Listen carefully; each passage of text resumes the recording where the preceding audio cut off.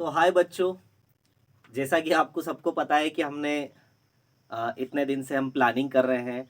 Last 6 days strategy हमने बनाई है। ठीक है। तो मैं जानता हूँ आपकी प्रॉब्लम कि कभी कभी ऐसा होता है ना, हम प्लानिंग भी बहुत अच्छी कर लेते हैं, बहुत अच्छी बातें भी कर लेते हैं, लेकिन कुछ कुछ पेंडिंग रह जाता है। तो मैं उस पर ही भी बात कर रहा हूँ आपसे कि पेंडिंग रह गया है तो पैनिक नहीं होना। तो मैं कुछ ज़्यादा तो कह नहीं सकता आपको, बस इतना कह सकता हूँ कि हमारी जो स्ट्रेटजी है 6 डेज की, उसमें मैंने 5 मई और 6 मई को पूरा खाली रखा है, कुछ नहीं है वहाँ पर। तो हो सकता है कि थोड़ा बहुत पेंडिंग रहा हो तो हम वहाँ पर 5 मई में कवर कर लेंगे। बट आपसे सिर्फ इतना कहना है मुझे कि आप इतना सारा पेंडिंग मत रख लीजिए कि 5 और 6 मई दोनों में करने पर भी नहीं होए, तो भी पूरा नहीं हुए। तो इतना पेंडिंग मत रख लीजिए। मैं थोड़ा थोड़ा पेंडिंग की बता रहा हूँ, थोड़े थोड़े पेंडिंग रह जाते हैं, कोई बात नहीं, कहीं हम चले जाते हैं या कुछ काम आ जाता है, मन नहीं करता है, तो वो प्लानिंग में है। इसीलिए हमने 5 और 6 मई को थोड़ा सा क्या रखा है, इनलार्ज कर रखा है। सो हम अब 4 मई का प्लानिंग कर लेते हैं। 4 दिन जो हमारे पास, ये 4 मई में लास्ट चैप्टर बचा था, हमने 3 दिन में दो दो चैप्टर करके 6 चैप्टर यहाँ पर हमने खत्म कर लिए हमारे अकॉर्डिंग। अब आपके अकॉर्डिंग कितने हुए हैं ये आप लोग देख लीजिएगा, ठीक है, ऑनेस्टली देख लीजिएगा। अब ये जो है, ये aldehyde ketone and carboxylic acid बड़ा चैप्टर है, इसलिए हमने इसको एक दिन दिया है 4 मई। यहाँ पर हमको इसको प्रिपेयर करना है। प्रिपेयर कैसे करना है, किन बातों का ध्यान रखना है, वही मैं आपसे डिस्कस करने वाला हूँ। एटलीस्ट इतना आपको पढ़ना ही है, और इतना पढ़ के इस चैप्टर को अच्छे से प्रिपेयर करोगे आप, तो आई होप बहुत अच्छा रिजल्ट मिलेगा आपको, और ऑर्गेनिक का डर भी मिट जाएगा और इनको भी समझ पाएंगे। तो पहला ही पॉइंट मैं यहाँ पर आपको लेकर चलता हूँ। तो पहला ही पॉइंट हमें तैयार करना है, सबसे पहले इनका नोमेनक्लेचर तैयार करना है।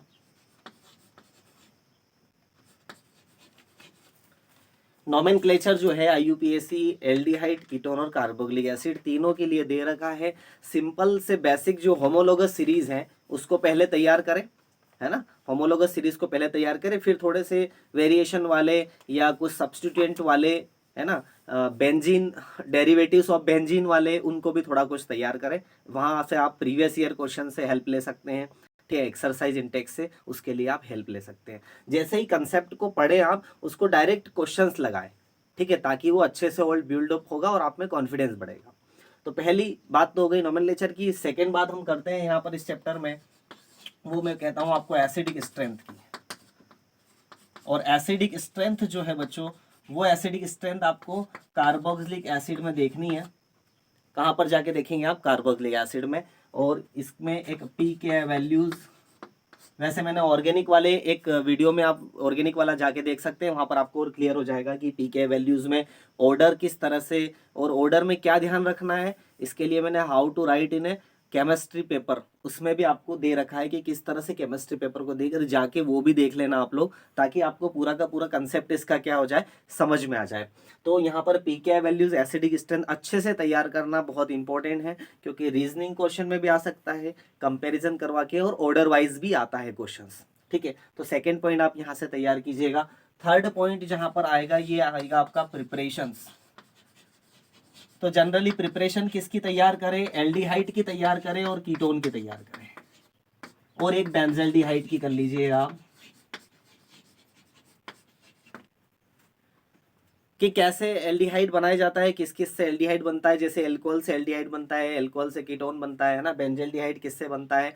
तो इन सारे जो प्रिपरेशन को, कंप्लीट द फॉलोइंग रिएक्शन और कन्वर्जेंस, इनके इनको माइंड सेट में रख, माइंड सेट इनका बना के आप इनको क्या कीजिए, याद कीजिए इनको थोड़ा सा। प्रिपरेशंस को सारी नहीं याद करनी है।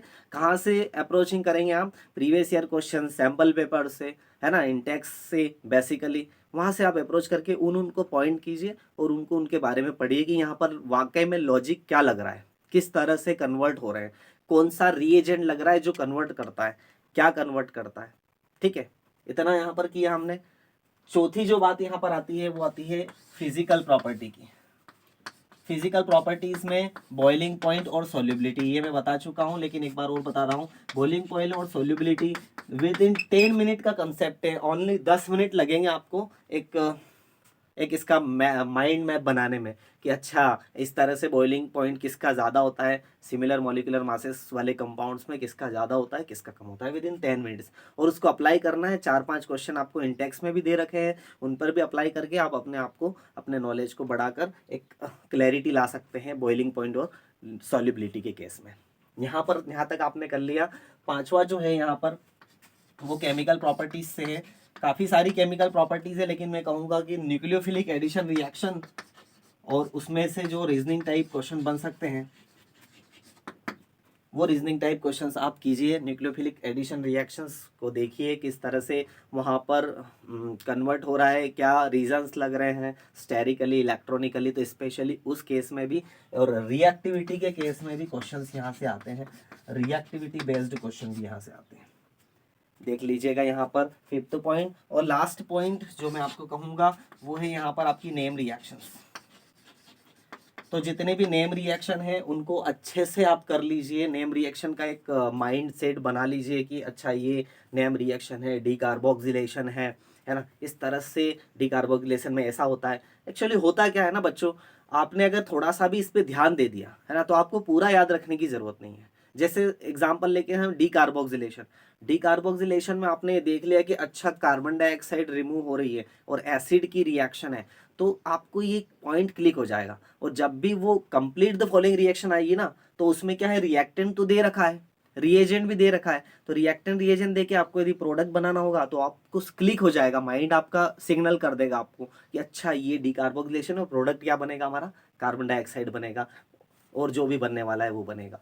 समझ आया आपको? इस तरह से भी आपको याद करना है, इस तरह से आपको समझना है चीजें। तो ये हमारा ओवरऑल चैप्टर हो गया। 4 मई को आप इसका क्या कीजिए, अच्छे से इसकी प्लानिंग कीजिए, अच्छे से स्टेप बाय स्टेप जो मैंने आपको बताया इनको आप अच्छे से ध्यान में रख के जाएंगे तो आपका काम बहुत आसान हो जाएगा। बिकॉज आप जानते हैं कि ए बड़ा चैप्टर है और एमीन छोटा चैप्टर है, तो स्पेशली जो ज़्यादा मार्क्स आते हैं, 13 मार्क्स की बात हम करते हैं ऑर्गेनिक को लेकर, तो 2 चैप्टर में से 13 मार्क्स हैं, तो वहाँ से 4 या 5 मार्क्स हैं एमीन से रिलेटिवली, और यहाँ से कम 8-9 मार्क्स के आएंगे। तो 8-9 मार्क्स के लिए इतना डेटा हमारे माइंड में तो एटलीस्ट होना चाहिए, ठीक है।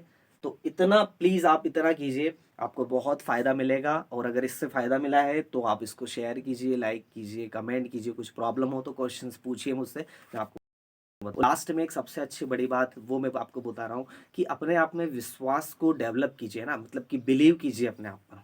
पढ़ने के बाद अपने आप पर थोड़ा सा अपने आप में विश्वास लाइए, है ना। ऐसे ब्लैंक मत होइए। अगर आप ब्लैंक हो गए, आपने इतनी मेहनत की, पढ़ा, और जरा सा कोई सा क्वेश्चन आपको उल्टा सीधा दिखा और वैसे आप ब्लैंक हो गए, ओ माय गॉड अब तो क्या होगा, मैंने तो पढ़ा लेकिन मुझे आ ही नहीं रहा है। जैसे ही आप ये ब्लैंक हुए, जैसे ही ये एटीट्यूड रखा आपने, आपकी सारी की सारी मेहनत पानी में चली जाएगी। तो इस पर भी थोड़ा सा कंसिडर करना कि जो आप लोगों ने पढ़ा है, जिस चीज़ को अच्छे से पढ़ा है, उसको थोड़ा सा तो कॉन्फिडेंस में लेके आए। यार हम करेंगे, अभी नहीं आ रहा है तो अभी थोड़ी देर बाद दूसरा क्वेश्चन करेंगे, हो सकता है दूसरा क्वेश्चन आ जाए, है ना। तो ऐसे बच्चे मत बनिए कि एक ही क्वेश्चन करें और उसमें आप ब्लैंक हो जाएं और फिर सब बंद करके आप भाग जाएं कि ये तो बन ही नहीं रहे क्वेश्चन, तो मतलब ही नहीं है। ये कहाँ की बात है, आपसे क्वेश्चन नहीं बन रहे हैं तो आप भाग जाएंगे, ऐसा नहीं है। इस जगह पर दूसरा एटीट्यूड रखिए कि यार ये एक क्वेश्चन नहीं बन रहा है, हो सकता है दूसरा क्वेश्चन ले, और दूसरा क्वेश्चन हो सकता है बन जाए, या दूसरा नहीं बना तो तीसरा बन जाए। तो जो क्वेश्चन बन जाता है वो आपको कॉन्फिडेंस देता है कंसेप्ट को लेकर और बिल्ड करता है, ठीक है। तो इस मेंटल स्टेबिलिटी को भी वहां पर लाइए आप लोग, तभी काम होने वाला है, ठीक है। सो ये हमारा डे 4 का टाइम टेबल आपके लिए, और डे 4 में क्या क्या करना है वो मैंने आपको बता दिया यहाँ पर। सो आप अच्छे से पढ़ते रहिए। कुछ पेंडिंग वर्क है तो उसको आप 5 मई को कर लेंगे हम लोग, और 5 और 6 को क्या करना है उसके लिए आपके लिए एक और वीडियो आने वाली है, तो वो भी आप देख लीजिएगा और समझ लीजिए वाकई में आपको क्या करना है। तो बेहतरीन तैयारी हमारी हो जाएगी इन 6 दिनों में, और बेहतरीन सा पेपर जाने वाला है हमारा। सो इस सब के लिए आपको बहुत बहुत शुभकामनाएं। Wish you all the very best and thank you so much for watching. Love you all.